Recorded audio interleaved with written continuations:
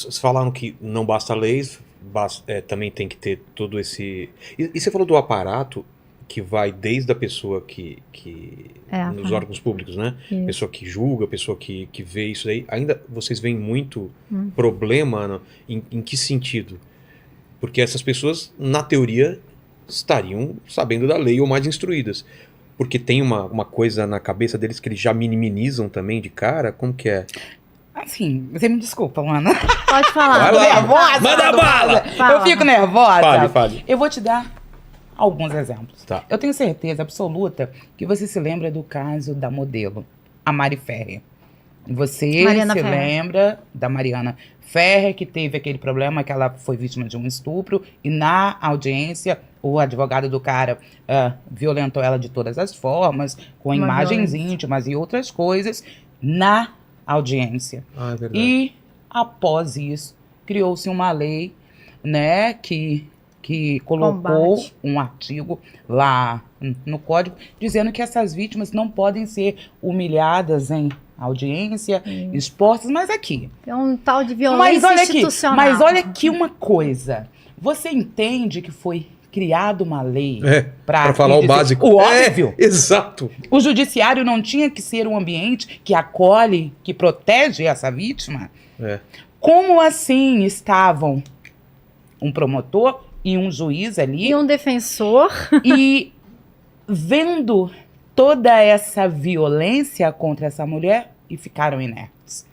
Então, eu repito novamente, e respondo como? Porque o machismo não está só na minha casa. Um outro dia, e viralizou um áudio E de... a diferença foi de um voto, né? uma Do CNJ para abrir o PAD contra esse juiz. Nossa. Exatamente. Com um voto. Porque Exatamente. não é uma coisa assim, a gente conversando que parece tão óbvio que foi uma violência, né? Quando chega lá no CNJ, quase que não abre nem um PAD, não é para condenar o cara, é para apurar a conduta dele. Já estavam absolvendo o cara desde o início. É um absurdo. Então, assim, olha como funcionam as estruturas de Estado que deveriam proteger essa mulher. É um absurdo. Um outro dia, e viralizou um áudio de um juiz, uma juíza, que eu não me recordo bem ao certo, Ai, meu Deus. que ele dizia que um homem pode sim ser um agressor de uma mulher e ser um ótimo pai. Quem falou isso? Uma Não, juíza. é um juiz. Juizar. Pior que era uma mulher.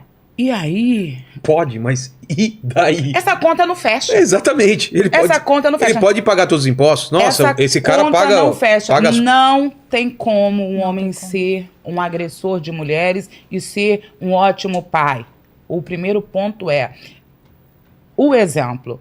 Se ele é um homem que agride uma mulher, o exemplo que ele dá para o filho, o homem dele, é que ele pode crescer, arrumar uma mulher e olhá-la como uma coisa, um objeto, e bater nela também. Ah, entendi O o que você tá exemplo falando. que ele deixa para a filha, Isso. a menina dele, é que a coça é normal, que ela, na verdade, vai ser um objeto do marido, na qual ele pode, sim, violentar ela. Então não venha e dizer que um homem que agride uma mulher pode ser um ótimo pai, porque ele não pode ser um ótimo pai. E isso mostra, os exemplos que eu dei, que, na verdade, está entranhado o machismo em todas as esferas. Quando uma mulher vai à delegacia, não raras vezes ela é feita vítima novamente. Por quê? Porque botam em xeque se aquilo que ela está relatando é verdade. Sim. Botam em xeque se realmente ela é vítima. Às vezes falam para ela reatar com o cara porque não quer e abrir ali o auto. Enfim, de todas as formas, em todos os cantos, a gente tem uma estrutura que labora diariamente para que a mulher não seja vista no Brasil como um indivíduo. Exatamente. E assim, o que a Faida fala, não é uma coisa Mas que vem só corrigindo, quando ela falou, eu achei que não estava relacionado pai de família com a agressão da mulher. Eu achei que o cara tinha agredido, era com outra mulher e que ele podia ser um bom de família. Eu falei, pai de família. Eu falei, tem nada a ver uma coisa com outra. Ele pode pagar imposto, não está relacionado uma coisa com outra. Não, mas o que ela me dentro falou do ambiente doméstico. Não, e o que ela falou e não é só. Não, e o que ela me falou é todo. O cara, o que ele é lá fora, E ele sabe vai quem ser lá fala dentro. isso também? Não é? Sabe quem O fala cara isso? não vai ser diferente, é a mesma coisa. E quem fala isso também é a lei. tá? A gente tem a lei Henri Borel que considera como violência psicológica contra a criança ou adolescente ela presenciar atos de violência dentro da casa dela. Não, então, mas eu tinha pensado que Então, o caso de violência não era com a mãe, era com outra mulher. Não, mas eu falei assim, mesmo assim, se ele trata outra mulher mal, impossível que ele vai... É a mesma estrutura de violência. E sobre isso, sobre esse... A gente... Tá tão, é tão difícil falar, Vilela. Da primeira vez que eu vim aqui, das outras vezes que eu vim aqui, eu fico até me penitenciando. Eu não vou usar o termo feminismo, eu não vou usar o termo machismo, porque até nisso a gente tem sido aí, de certa forma, tolhidas. Porque se fala isso, tá levantando uma bandeira, um social... Quando a gente é castigado pela ignorância dos outros, que não sabe do que a gente tá falando. Então, assim, a respeito dessa estrutura patriarcal, as pessoas precisam entender que quando a sociedade se formou, o ideal de quem era o mandatário dessa sociedade era exatamente uma figura masculina. Era uma réplica do feudo, ele era o senhor feudal, e o resto era a propriedade dele. E nós crescemos dentro dessa estrutura que macula mulheres, maculam homens também, maculam todas as camadas da sociedade. É ruim para todo mundo quando você tem uma imagem só e não uma imagem plural, numa sociedade plural. E essa questão de uma mulher dentro do aparato estatal, quando ela é vítima de um crime contra a dignidade sexual, é desesperador. Dignidade sexual. É desesperador. Tá. Porque o que a Faida fala é o que alguns pessoal que trabalha com criminologia, etc., vai chamar que a mulher, dentro dessa estrutura, ela tem presunção de mentirosa, presunção de maluca, presunção de vingativa. Essa é a presunção de uma mulher que procura a estrutura do Estado para narrar qualquer tipo de violência. A gente tá falando de violência sexual. Melhorou ou estamos na mesma do passado? Então, a gente continua fazendo o que a Faida falou, produzindo lei para falar o óbvio. Entendi. A gente teve alterações... Se acontecer alguma coisa, a galera se movimentar e aí muda. Entendi. Então, vamos falar do óbvio? A gente tem uma lei para garantir igualdade salarial? Então, não é meio ridículo? Não, todo mundo fala assim, não, mas eu não preciso de uma lei para falar o óbvio.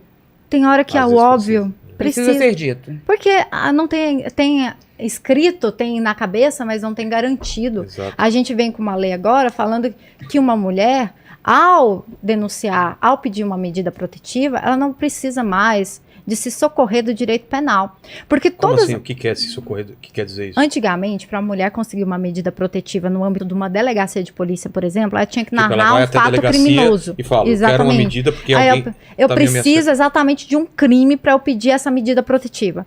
Por quê? Porque todas as vezes que a Maria da Penha chegava no judiciário, o judiciário interpretava para desproteger aquela mulher. Você cria uma lei para proteger a mulher e toda vez que ele batia no judiciário, essa lei era interpretada para desproteger a mulher. E, de repente, a vítima da Lei Maria da Penha passou a ser o homem. Todo mundo, né? Nossa, coitado do homem, vai receber medida protetiva por causa disso, daquilo outro. O que é uma medida protetiva? Medida protetiva é uma espécie de natureza cautelar que vem garantir que essa mulher receba uma proteção diferenciada enquanto não se dá uma ação, alguma forma de que ela vá pleitear os caminhos que a Maria da Penha traz de combate à violência doméstica. A Lei Maria da Penha, ela nasce com o intuito, a finalidade de coibir e reprimir a violência contra a mulher. Mas um dos seus principais papéis que diferencia dos homens é o fato de ter essas medidas protetivas, que são exatamente medidas para proteger essa mulher. Porque, ao contrário de um homem, uma mulher que é ameaçada, ela está muito mais em risco de morrer do que um homem que é ameaçado. Com certeza. E principalmente no âmbito de uma violência doméstica e familiar dentro dessa estrutura social que a gente está conversando. Tá. Então, para a mulher, por exemplo, pedir um afastamento do agressor do lar, proibição de contato, que é o que a gente conhece, todas essas medidas, né, de não chegar a tantos metros, etc e tal, ela não tinha que narrar nada. A lei nunca falou que tinha que narrar nada. Falava que a mulher que sofresse violência doméstica, que é baseada no gênero feminino, ela tinha direito a se socorrer de medidas protetivas urgentes, que seriam penais, seriam cíveis, tem até alimentos previstos na lei. Mas o que acontecia? Batia no judiciário, o judiciário falava assim, não, mas se não tem crime, eu não quero. Não é Maria da Penha, não vou proteger. E a gente ficava o tempo todo desprotegendo essa mulher, e essa mulher, aconteceu o que com ela? Ela continuava sendo violentada. Você descredibilizava a mulher, você reforça o estigma da mulher, e você basicamente não faz com que essa mulher mais procure o judiciário. Para que ela vai, se ela vai ser humilhada?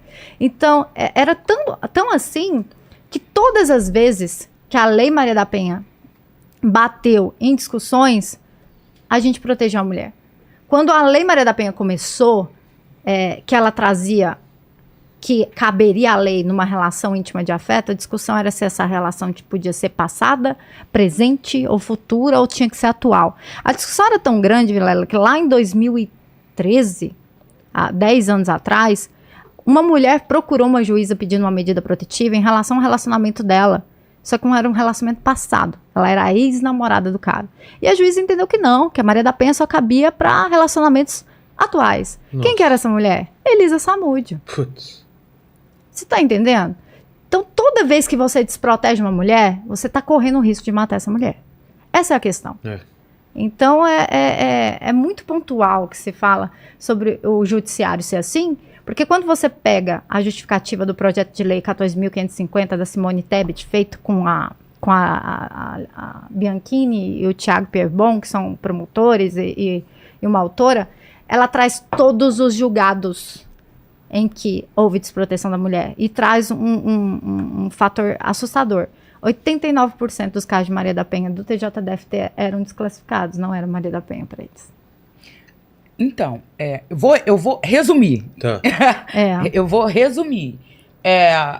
Essa outra lei que veio agora, veio também ser uma lei para dizer o óbvio. A mulher tinha o direito à medida, mas tinha que trazer prova. Agora ela não tem mais. Uma mulher tinha o direito à medida se houvesse uma ação criminal, inquérito policial e essas outras coisas. Mas peraí, é aquilo que ela disse aqui, a Luana. Peraí. A mulher não tem que fazer o papel do Estado, não, filho. O papel dela é ir lá relatar que ela tá com medo de morrer. O Estado que dê um jeito, se vire para poder colocar a salvo a vida dela. Entende? Mas então, ou seja, já havia isso intrínseco? Já. Só que aí eles olhavam a lei de uma outra forma e aí a gente volta no reggae de que o óbvio também precisa Ser dito. dito. Para tudo isso que ela aqui disse. Porque, assim, o Brasil no que diz respeito a crimes contra as mulheres, tem uma resistência muito grande. E é diferente, me parece, por exemplo, da Espanha, que a gente vem do encaminhamento do caso do Robinho, né?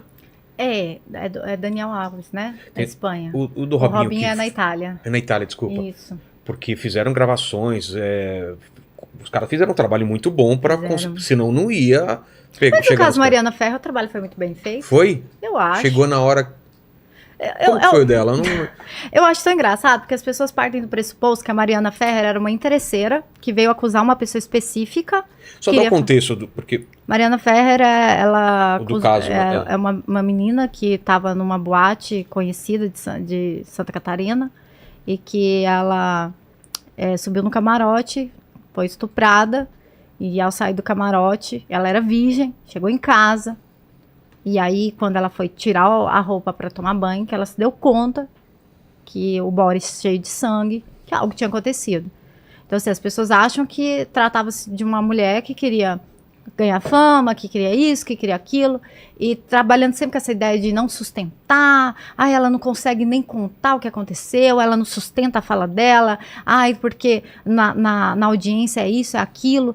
E exatamente o que a Fred falou, obrigando a mulher a fazer um papel que não é dela, do Estado ali, provas, entendeu? E de lembrar de algo que ela não vai lembrar exatamente porque ela estava vulnerável. E aí eu parto sempre do pressuposto, a vulnerabilidade de um estupro, ela tem que ser auferida em que momento? 10 horas depois, 15 horas depois, 2 dias depois, 5 dias depois ou na hora do ato? É na hora do ato. E aí o que acontece no caso de Mariana Ferrer? Ela chega... E o Boris cheio de sangue, a mãe sabia que ela era virgem, bota ela dentro do carro, leva ela até uma delegacia. Ela chega lá narrando que não sabia o que aconteceu, ela não chegou acusando ninguém de estupro. A delegada do caso manda ela pro IML, constata-se que teve uma condição carnal, constata-se que houve um estupro. Ela já estava em casa quando sai o IML, porque nada sai rápido. Ela volta no outro dia para ser mandada para um exame de corpo de delito. Porque todo mundo adora falar, né, de toxicológico, que o toxicológico dela deu negativo, por isso que o juiz absolveu. Mas um toxicológico feito 2 dias depois? Você espera que dá o quê? Se eu posso... Tem gente que bebe agora e à noite faz só para um bafômetro e vai dar negativo. Então, o toxicológico, obviamente, dela deu negativo. A delegada manda juntar todas as câmeras do local. Apresenta umas câmeras. Tem 2 caras ali subindo pra ela no camarote. Os 2 caras são ouvidos. Um cara vai lá sendo ouvido. Ó, aqui, ó, bebendo água. Então tá, você nunca viu ela? Nunca vi. Nunca encostou nela? Nunca encostei. Então tá, tchau. A delegada pega o copinho dele com a saliva dele. Vai lá e faz. Bate o DNA dele. Com o sêmen encontrado nela. Caramba, não lembrava. Não, é porque essa parte não foi, não foi explorada. Tá. Só a parte genial. de que ela era uma E o interesseira. outro foi também ouvido e também desmentiu? O outro falou, não, eu não participei disso. Aí o rapaz, na hora que bate, aí ele muda a versão dele. Não, e aí vai mudando a versão, igual a gente tá acompanhando aí em vários Daniel casos. Alves e do Robinho. Vamos mudando. Não, eu vi, não, ela quis, ela isso aí realmente tal. E, ela que tava excitada. Até a lubrificação de uma mulher é julgada num ato sexual de violência. Mas por Até a quê? própria defesa. Porque já teve defesa apresentada no Brasil de que não era estupro se a mulher estava lubrificada. O que tem uma coisa a ver com outra? Pois é, exatamente. O que que tem? O que tem? Essa é a minha pergunta. Quis dizer que se a mulher está lubrificada, ela tá com tesão. Ela tá É o consentindo. ápice do absurdo, cara. Então, assim, e aí a gente parte... Se a gente fala tanto de mentiras e de que a pessoa muda a versão, ela tem uma presunção de mentirosa, nesse caso, que a presunção de mentirosa sempre foi da menina, sempre foi da Mariana. Sempre ela era mentirosa. Sempre é. E olha só que o médico do IML foi ouvido, tá nos memoriais do Ministério Público, ele fala, eu não posso aferir se ela estava vulnerável, não. Se você... Eu falo o seguinte para os meus alunos, inclusive. Você tem 2 saídas nesse caso, Mariana Ferrer. Ou você é realmente do cara que, assim... Assumir, olha, né? eu acho que na dúvida tem que absolver o réu, que realmente não tinha prova, né, em tese, de que ela não estaria e nem que estaria. Vamos ficar na dúvida.